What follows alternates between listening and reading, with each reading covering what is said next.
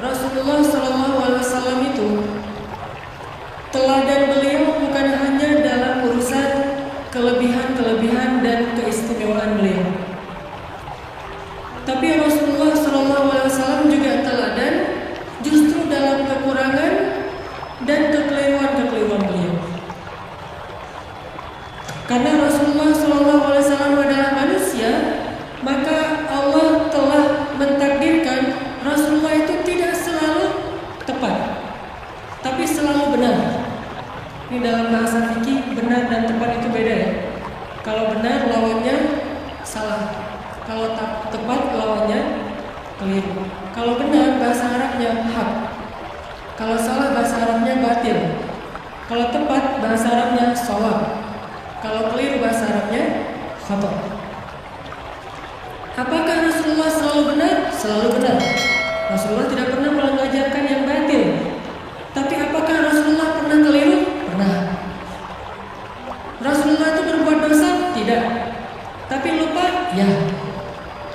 Dan Rasulullah SAW teladan untuk kita bukan cuma ketika beliau tepat, bahkan beliau teladan untuk kita ketika beliau keliru.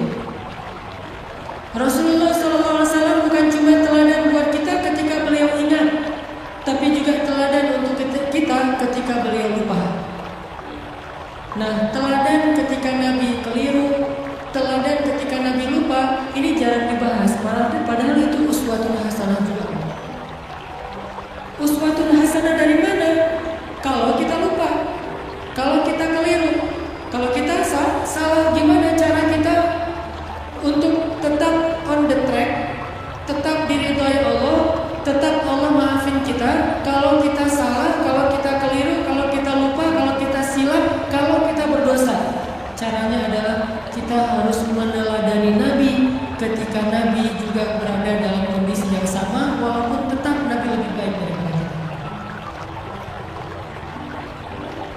Buat saya, laqad kana lakum fi Rasulillahi uswatun hasanah bukan hanya ketika Nabi SAW salatnya khusyuk, tapi juga ketika Nabi salat lupa rakaat. Nabi itu pernah salat harusnya 4 rakaat, lupa jadi 2 rakaat. Terus selesai salam 2 rakaat nih, kayak orang salat qashar. Selesai salam, sahabat nanya, "Ya Rasulullah, apakah kita mengqashar salat?" Kata Nabi, "Tidak." Namanya kenapa? Kita salat 2 rakaat loh Rasul. Kata Nabi, "Beneran?" "Beneran." Tanya ke sahabat-sahabat yang lain, semuanya bilang ya. Kita tuh salat 2 rakaat. Akhirnya Nabi berdiri lagi, takbir, melanjutkan 2 rakaat salat yang tersisa dan menutupnya dengan sujud sahwi. Lupanya Nabi uswatun hasanah. Sehingga kalau kita mengalami apa yang pernah Nabi alamin, kita sholat lupa nih, maka kita punya teladan yang paling baik untuk memperbaiki kesalahan dan kelupaan kita. Oh, kalau saya kurang 2 rakaat, tinggal tambah. Tidak harus diulang dari awal menurut jumhur ulama. Uswatun hasanah. Dan bukan hanya itu, uswatun hasanahnya juga buat kita bahwa Nabi itu gak pernah sombong, gak pernah gengsi untuk mengakui bahwa beliau keliru. Itu juga uswatun hasanah. Kan harusnya Nabi itu yang dilihat itu yang ideal-ideal, yang keren-keren, yang istimewa. Begitu sekali keliru, Nabi kalau misalnya beliau bukan teladan, beliau gak akan ngaku. Kalian aja yang gak khusyuk, kan saya gak mungkin gak khusyuk, saya ini Nabi loh, masa kalian ngomongin saya salah? Enggak. Kalau kayak gitu, beliau bukan uswatun hasanah. Justru kalian, karena beliau lapang dada, besar hati, low profile, tawadu, dan mau mengakui kalau beliau memang keliru, disitulah uswatun hasanah dari Nabi untuk kita. Kadang seorang ustaz bisa salah, kadang seorang guru bisa keliru, kadang seorang pemimpin juga salah. Gak boleh seorang pemimpin merasa bahwa dia tuh selalu benar, itu gak boleh. Karena kalau dia sudah merasa selalu benar, berarti dia sudah mengkultuskan dirinya. Dan Allah mengatakan, "Fala tuzakku anfusakum, huwa a'lamu biman ittaqa." Janganlah kalian menganggap diri kalian suci. Artinya gak pernah salah. Jadi pemimpin yang meneladani Rasulullah SAW, bukan cuma meneladani dari angle jujur, amanah, profesional, tapi juga meneladani Nabi dari angle apa? Bahwa kalau keliru, berbesar hati untuk mengakui. Kalau dinasihati oleh orang lain dan nasihat itu memang tepat dan benar, maka dia menerima dengan lapang dada. Kalau perlu dia berterima kasih kepada orang yang sudah menasihati dia, bukan malah ilfil, bukan malah menyakiti, bukan malah menzolimi. Ini uswatun hasanah ketika Nabi keliru. Laqad kana lakum fi Rasulillah Laqad kana lakum fi Rasulillahi uswatun hasanah. Pasti di dalam diri Rasulullah itu ada uswatun hasanah, tapi kan Rasul gak selalu tepat, walaupun tepatnya itu banyak, sedikit keliru, tapi tetap ada kelirunya. Bahkan kalau kita baca ayat-ayat Al-Quran, kita akan menemukan lebih dari satu ayat-ayat teguran terhadap Nabi, ya kan? Walaupun yang populer satu, surat Abasa, tapi surat dengan makna yang sama dengan surat Abasa di dalam Al-Quran itu lebih dari satu. Ada beberapa, bahkan lebih dari 3. Kenapa kok Nabi sampai kayak gitu? Biar kita bisa meniru Nabi kalau kita melakukan kesalahan. Seorang suami tidak selalu harus benar dan tidak perlu merasa gengsi mengakui kalau kali ini yang benar adalah istrinya. Wah, dia udah punya istri. Yang belum punya juga belum tentu selalu benar. Kadang yang benar adalah teman kos-kosannya. Kadang yang benar adalah mantannya. Kan gak masalah kan? Kalau ditanya kenapa kalian putus, gua gak sabar. Jangan, dia tuh emang gini-gini. Enggak. Kadang-kadang emang dia yang baik, kita yang waktu itu lagi terbawa emosi. Tapi di balik semua itu emang lebih baik putus mungkin supaya mereka mencari yang lebih baik dan lebih halal. Tapi yang pasti teman-teman, kita coba malam ini belajar uswatun hasanah Nabi dalam kondisi ketika Nabi keliru.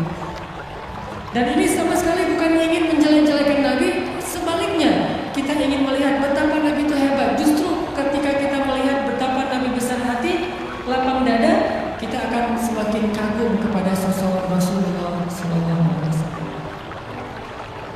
Contoh sholat tadi aja udah dapat 2 uswah, 2 teladan. 1, Nabi besar hati. 2, pelajarannya bahwa kalau salah dalam sholat berarti tinggal kita tambah, ditutup dengan sujud sahwi. Ada 3 nih. Yang ketiga pelajarannya dalam kasus itu apa? Ternyata sahabat-sahabat Nabi itu orangnya dewasa. Sahabat-sahabat Nabi itu orangnya matang, gak gampang kundungan. Nabi sholat kurang 2 rakaat, mereka nggak komen, katanya Nabi sholatnya nggak khusyuk, nggak gitu. Mereka nggak unfollow Nabi. Wah, udah nggak benar nih postingannya, gue unfollow aja nih. Dan komennya cuman yang dekat doang sama Nabi, yang komen yang lain nggak ikut-ikutan komen. Jadi komennya tuh komen positif, bukan ngebully Nabi, bukan Nabi mah ternyata sholatnya juga mikir yang lain. Saya kira selama ini udah keren banget, ternyata pencitraan doang. Enggak. Kenapa? Karena mereka followers yang udah matang, bukan followers yang labil, yang galau gitu. Sehingga sekali Nabi postingnya agak-agak kurang tepat, mereka pundung fisabilillah.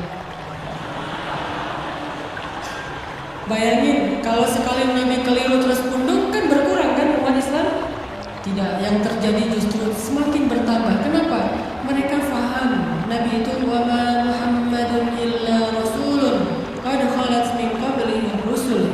Dia juga seorang makhluk yang diutus oleh Allah. Kadang dia wafat, Allah menghidupkan dan mematikan, Allah memberi makan, Allah memelihara, Allah membuat dia ingat dan lupa. Semua itu adalah sifat manusia yang melekat pada diri Rasulullah SAW. Cuma satu bedanya, beliau Allah jaga dari berbuat dosa, maksum, dijaga dari berbuat dosa. Jadi Nabi itu nggak buat dosa, tapi kalau keliru, lagian keliru itu bukan dosa sengaja, cuma lupa, cuma salah paham, cuma ijtihad. Sehingga sahabat ketika Nabi keliru, ya udah easy going aja, tinggal bangun, melanjutin jadi makmum Nabi. Nggak ada sahabat yang akhirnya dorong-dorong bukan lu aja yang jadi imam, kayaknya Nabi lagi agak-agak kurang khusyuk gitu malah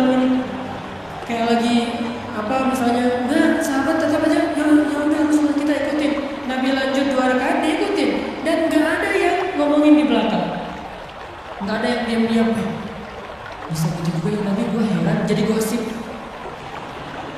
Terus besok keluar di postingan-postingan sahabat, Nabi ternyata manusia biasa.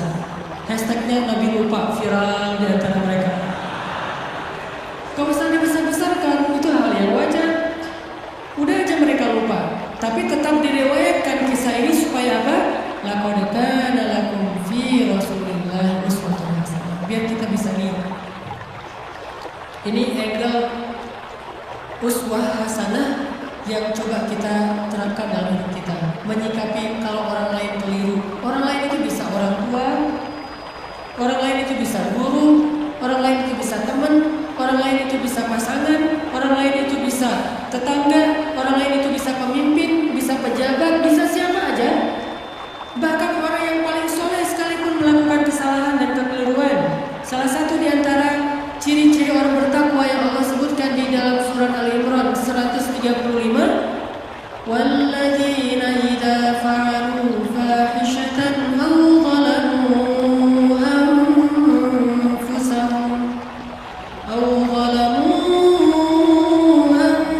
anfusahum dzakarullaha fastaghfaru li dzunubihim.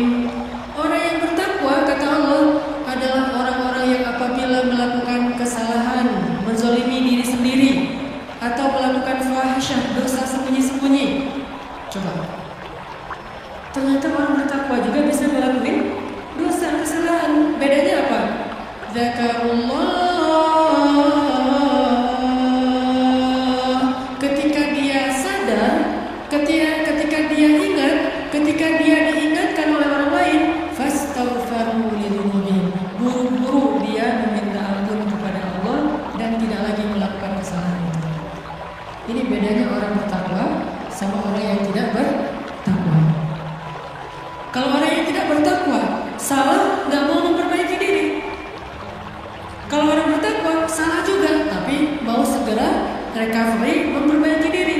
Jadi peluang berbuat salah sama antara orang yang bertakwa dengan yang tidak bertakwa, sama peluangnya.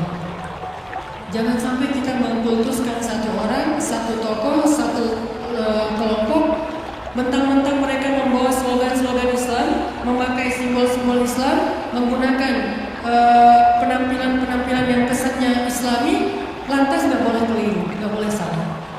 Wah, hijabnya aja yang syar'i, ternyata pemarah. Ustaz, mending mana tuh orang yang sholat tapi masih korupsi daripada orang yang nggak korupsi, orang yang jujur tapi nggak sholat. Kan mending yang jujur, walaupun nggak sholat tapi yang penting dia jujur. Nggak. Orang yang sholat tapi masih korupsi, sholatnya berpahala, korupsinya berdosa. Orang yang jujur tapi nggak sholat, jujurnya berpahala, nggak sholatnya berdosa. Masing-masing mendapatkan sesuai dengan amalnya. Faman ya'mal mithqala dzarratin khairan yarah wa man ya'mal mithqala dzarratin syarran yarah. Jadi nggak ada mending-mendingan. Tinggal nanti hisabnya di sisi Allah aja di akhirat. Apakah ini lebih banyak pahalanya atau ini lebih banyak dosa? Allahu a'lam. Yang jelas kita belajar sekarang gimana meneladani Rasulullah SAW ketika kita salah, ketika kita berbuat dosa, ketika kita keliru, dan juga ketika orang lain yang melakukan kekeliruan dan kesalahan itu. Teman-teman yang dirahmati Allah SWT, belajar meneladani Nabi SAW itu bukan sekedar belajar mendapatkan wawasan tentang perilaku Nabi, bukan. Kita hafal ayat itu, tapi tidak menjadi perilaku, tidak jadi karakter, nggak jadi attitude, berarti kita belum meneladani Nabi. Cuma hafal ayatnya doang.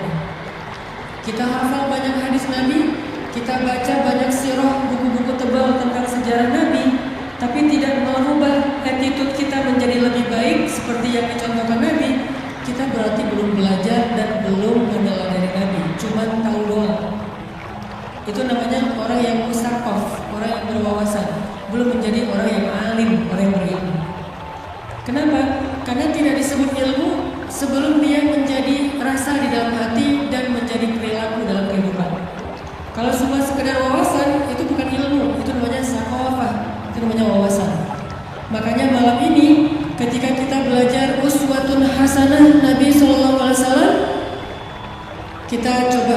memunculkan tekad dalam diri kita masing-masing. Pokoknya habis dengar sharing malam ini, saya pengen memperbaiki sikap saya di sosmed. Saya pengen memperbaiki sikap saya dengan teman. Saya pengen memperbaiki sikap saya kepada keluarga, terutama orang tua. Saya pengen memperbaiki sikap saya kepada mantan.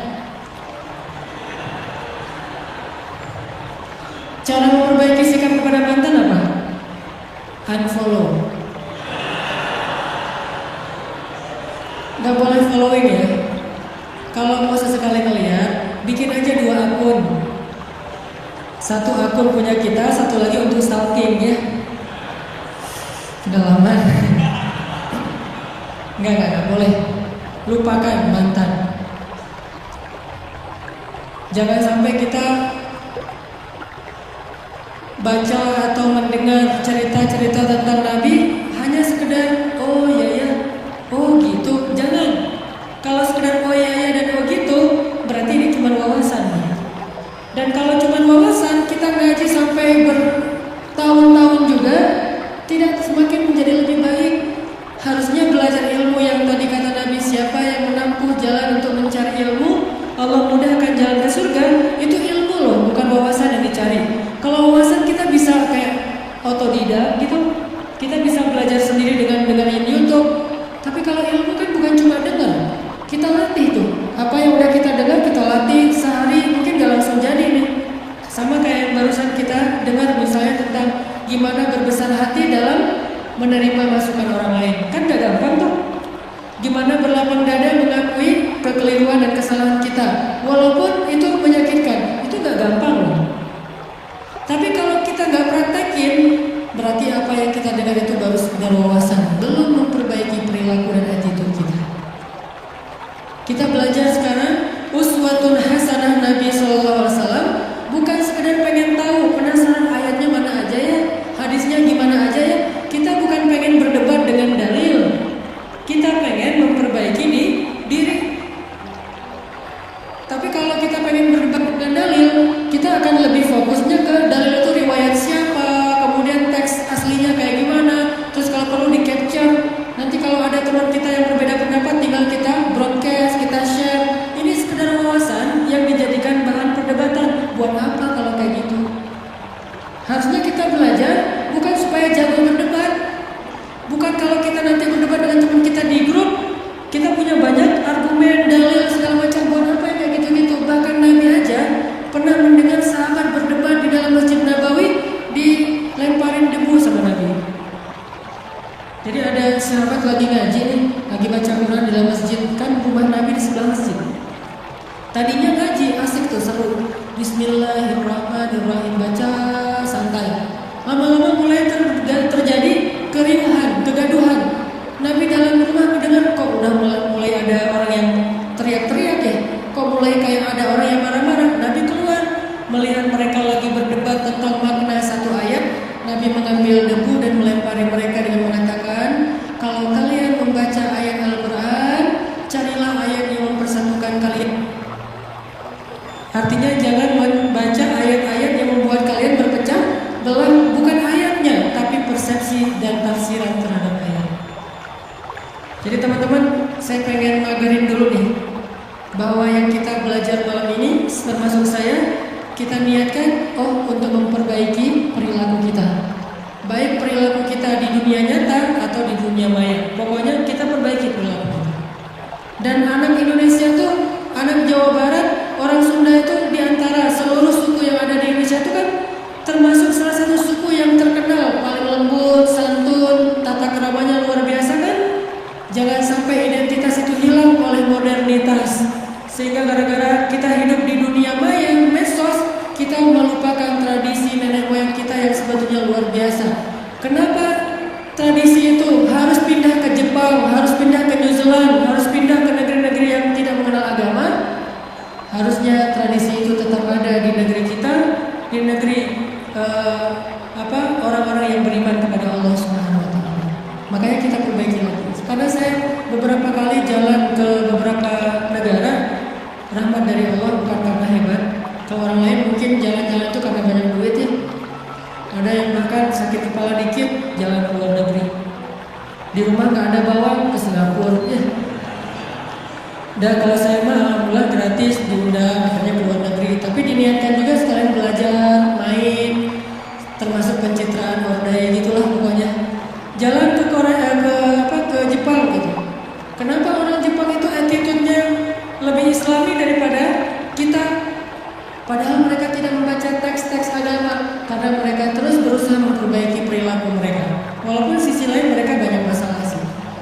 Jalan ke New Zealand di Auckland misalnya, itu orang-orang itu luar biasa, sangat menjaga perasaan orang lain. Nah kita punya teks yang sangat ideal, punya teladan uswatun hasanah yang udah paling keren lah pokoknya. Nggak ada lagi teladan yang lebih keren daripada teladan kita. Emang ada manusia yang lebih keren daripada Rasulullah? Nggak ada kan? Rasulullah itu yang paling keren udah tuh, yang paling teladan terbaik. Kalau teladan kita udah terbaik tapi perilaku kita nggak terbaik, pasti ada masalah dalam kita meneladani Nabi ini. Bukan Nabinya yang nggak keren, kita belum meneladani Nabi secara utuh. Baru mengambil wawasan-wawasan dari hadis-hadis Nabi SAW. Teman-teman yang dirahmati Allah Subhanahu Wa Taala, puji syukur kepada Allah yang pada malam ini kita bisa kumpul bareng lagi untuk sama-sama belajar meneladani Rasulullah SAW dalam banyak hal. Karena Rasulullah SAW adalah orang yang paling sukses dalam semua contoh kebaikan, terutama dalam urusan akhlak. Sampai Allah aja kagum sama Nabi. Ini luar biasa. Allah yang maha istimewa, yang maha mulia, kagum kepada Nabi. Jadi Allah itu berhak dikagumi, tapi Allah sendiri kagum kepada Nabi. Sehingga bentuk decak kagumnya Allah kepada Nabi itu adalah wa innaka la'ala khuluqin azim. Allah menyebut engkau wahai Muhammad benar ya, memang akhlakmu itu luar biasa. Jadi Allah sendiri memuji Nabi. Allah sendiri mentestimoni tentang Nabi. Allah sendiri menyebutkan keistimewaan Nabi dengan kalimat-kalimat penegasan. Benar ya engkau Muhammad, benar-benar akhlakmu itu luar biasa. Jadi Allah mengatakan kalimat penegasan berkali-kali untuk Rasulullah. Dan cuma Nabi satu-satunya manusia bahkan makhluk yang disandingkan namanya dengan nama Allah. Kalau yang lain Allah nggak rela disandingin namanya dengan nama Allah. Sampai kita aja bilang dan aja Allah nggak rela. Nggak ada yang tahu isi hati saya kecuali Allah dan saya, itu Allah nggak suka. Kalimat dan aja Allah nggak suka, karena lebih tepatnya bukan Allah dan saya, Allah kemudian saya. Jadi kita tahu karena Allah yang ngasih tahu. Padahal isi hati kita sendiri. Jadi nggak sembarangan orang boleh menyematkan namanya dengan nama Allah, itu nggak sembarangan. Bahkan nggak ada yang layak kecuali Rasulullah Sallallahu Alaihi Wasallam langsung disematkan. Belum ada orangnya, belum lahir ke dunia udah ada namanya. Ada di langit namanya, terkenal di antara para malaikat, bahkan cahayanya udah ada, termasuk yang pertama Allah ciptakan. Para nabi semuanya udah mention Muhammad di setiap postingan mereka. Semua nabi itu kalau posting pasti nge-mention nabi itu. Bahkan jadi hashtag para anbiya itu. Nabi terakhir kan. Jadi nabi terakhir itu kayak hashtag dari Nabi Muhammad, dari Nabi Adam. Lebih ramai lagi sejak Nabi Nuh, Nabi Ibrahim, itu hashtag itu dipakai terus. Dan Allah selalu mengatakan musaddiqan, yang membenarkan nabi-nabi sebelumnya. Jadi rasa-rasanya gak ada yang lebih layak kita pelajari tentang kehidupannya, kita teladani akhlak dan karakternya daripada Rasulullah SAW. Kalau kita nggak terlalu kagum sama Nabi, itu karena emang kita nggak kenal kali. Kalau kita kenal, pasti kita akan kagum banget. Saking kagumnya kita sama Nabi, kayaknya kalau disebut nama Nabi itu kayak disebut nama pacar gitu. Saya nggak tahu ya gimana rasanya, maaf ya. Saya tahunya nama istri. Tuh kalau disebut nama Nabi itu rasanya tuh kayak gimana gitu. Kita juga kayak jadi orang yang baper sendiri, terus jadi senyum-senyum sendiri. Saking istimewanya Rasulullah SAW. Malaikat aja udah seneng banget lah sama Nabi udah. Seandainya malaikat nggak ada kerjaan tugas yang lain, pengennya tuh barengan sama Nabi. Pengennya tuh turun ke bumi berdesak-desakan pengen ikutin Nabi. Cuman kan nggak boleh. Karena malaikat itu masing-masing punya tugas. Jangankan malaikat lain yang punya tugas berbeda, Jibril aja yang tugasnya ngedampingin Nabi juga nggak boleh turun kalau nggak diperintahin Allah kan. Walaupun secara pribadi Jibril itu kangen sama Nabi. Duh kangen nih, pengen ketemu Muhammad tapi belum diperintahin.